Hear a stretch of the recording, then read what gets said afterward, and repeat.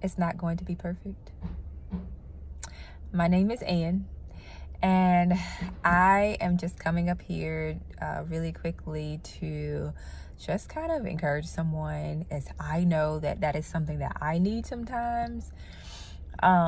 For such a long time in my life, I thought that I could control things, that everything had to be perfect. Okay, if God asked me to do something for the kingdom, then everything would align very well. It would go very perfect. It would just, everything would fall into place how it was supposed to.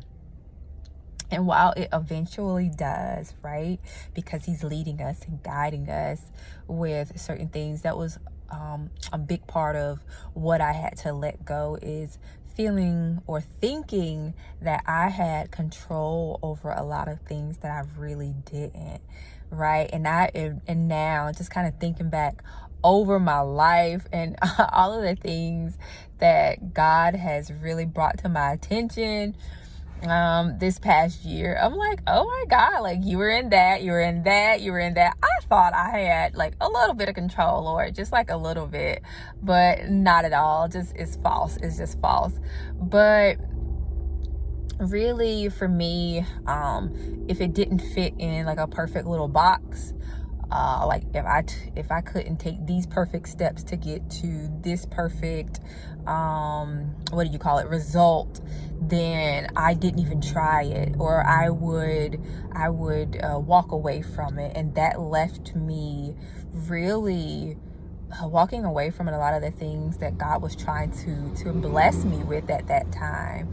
I walked away from some of those things, and now by his grace, he is bringing those things back around for me, which I am so super appreciative of. But because I felt like it didn't look how it was supposed to look, it didn't feel, Lord, like I feel like this should be joyful, I feel like this should work, I feel like, Lord, that if I did this right, this should happen. If I am being the perfect Christian or person, by my standards, or who was standards, I don't even know, or what I thought I should be doing, if I were doing all these things, then surely, Lord, my life should go well. These things should align. I should be married. This business should work out perfectly. I remember I remember when God was trying to shift me, and I just was like missing it. And I was going for a national certification at that time. And what would happen is, I thought I had my life all planned out, right? So I was going to go to school. I was going to get my PhD in counseling. I was going to date this guy who went to this professor who went to who worked at this really nice university. I was going to eventually work as a higher education counselor. I just like had so many different things planned.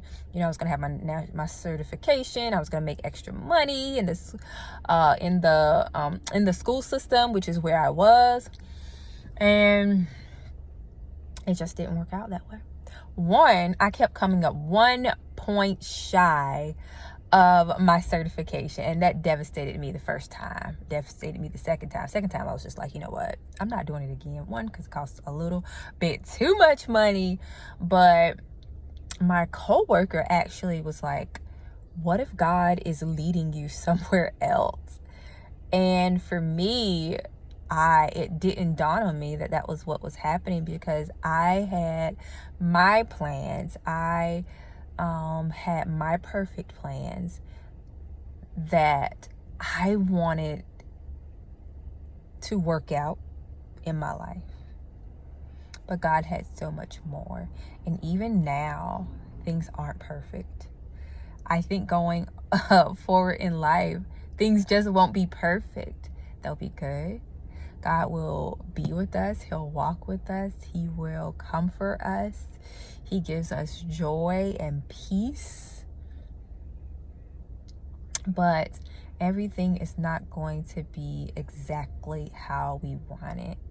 Not in marriage, not in work, not in life, not in family, not in health sometimes. So I had to really get rid of this perfect picture. I had to get rid of or overcome perfectionism, where, oh my God, like going back to earlier, if I didn't do something right, it didn't work out, I would just shut down, not do it at all. Or I would try to go back to, if it didn't work out again, I would just really be totally done with it. But getting to a place where I'm realizing that you have to continue to go and go again, and it might go well for a little bit, and then go backwards, and then go forwards, and then go backwards, and then go forwards, and then go forward, and then go forward, and then go backward.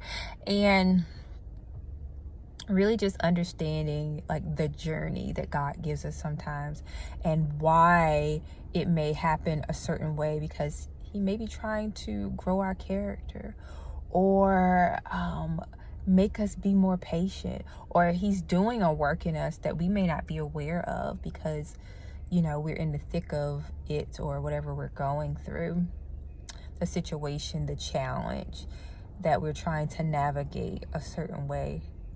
It just may not be going the way we want it, but it somehow always works out. You always learn something with God. You're like, I look back on, certain things. I'm like, oh man, like that's what you were trying to teach me in that moment. Totally missed it then, but I get it now on the back end of things, through developing a better relationship with God, trying to sit and really hear him, because the world, guys, is so busy all the time.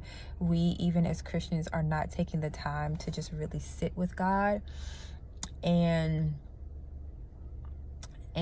hear him, or go in our closets and just hang out with God, or really pray to Jesus and ask him for help. We are adults, yes, but we can't do this on our own. So I have to ask him for wisdom. I have to ask him to help me with things. God, order my steps through the day.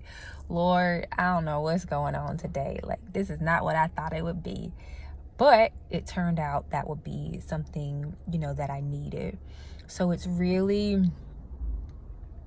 surrendering to his will, knowing that he has control, knowing that he has an eternal view of everything, so he knows what we need in certain moments, regardless of what we think, what we feel, even what we think we know sometimes, because we can see, we have a view, and then there's God has a view, Jesus has a view. His reach is pretty far, but we forget that sometimes. So we have to continue to have hope that things will be okay, that faith. We have to walk in faith. We can't walk and go on the things that we see. It will deceive us. It will discourage us, and we'll give up on the very things that he's asking us to do. Why? Because it doesn't look like you wanted to do. It didn't look like I wanted it to look like. So this time, though, I am moving forward. I am going to continue the journey, knowing that I have God, that I have Jesus right here, rooting me on, encouraging me, walking in step with me, and being the great father that he is, being the great provider that he is, even sometimes when he has to discipline us, because he disciplines those who he loves, and because he's a good father, he can't let us walk around continuing to do things that hurt us. So I am thankful that God walks with me every single day, that he's always telling me, to just look towards me, have peace. I am God Almighty, right? He has me in the palm of his hands. He's not going to let the devil pluck me out of his hands. He's not going to let me go. He is my good shepherd. He's always watching over us because he is the God that never sleeps nor slumbers. So we have to just understand that he's got us. Although we walk through that valley of the shadow of death sometimes, he's right there to protect us with his rod and his staff. He's got us. So rest in knowing that we serve a God who loves us so much. Of course, you know, he gave his only begotten son for us, right? That Jesus literally came to this earth so that we could be saved, redeemed, forgiven, that we could have salvation and be reconciled back to the Father. So I just really wanted to share that quick thing that, you know, it's not going to be perfect all the time, but it will work out exactly how God knew it would work out, which is why do not fear is listed in the Bible probably over 365 times. Do not fear. Do not be afraid. That's all I have for you today, and pray that you have a wonderful day. I'm about to go find some food now. Bye-bye.